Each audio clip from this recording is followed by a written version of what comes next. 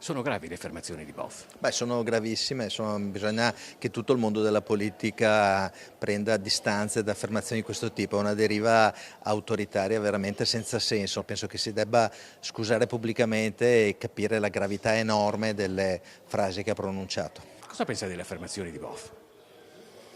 Che sono irricevibili e sono drammaticamente irricevibili. Perché l'ha detto secondo lei?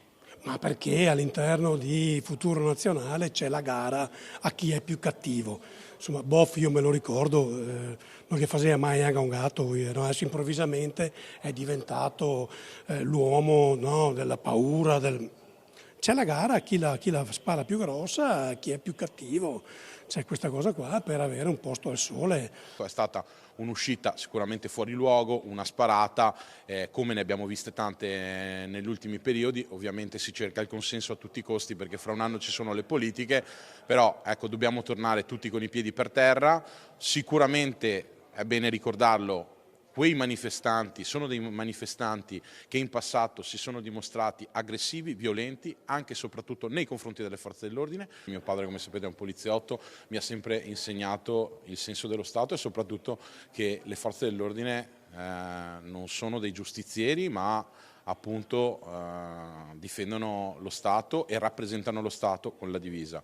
Quindi a giudicare sono i giudici. Noi siamo distanti da qualsiasi tipo di violenza nelle manifestazioni e siamo distanti anche ovviamente a chi usa violenza verbale per esagerare nelle cose. C'è un problema in questa ricerca di un populismo di destra sempre più esasperato.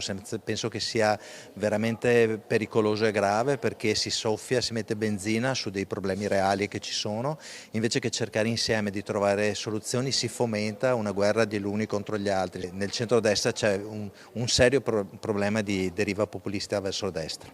Sarebbe un errore drammatico perché noi non dobbiamo rincorrere nessuno, perché la nostra storia, la nostra esperienza, i nostri amministratori, quel simbolo che ci rappresenta, non hanno bisogno di rincorrere nessuno.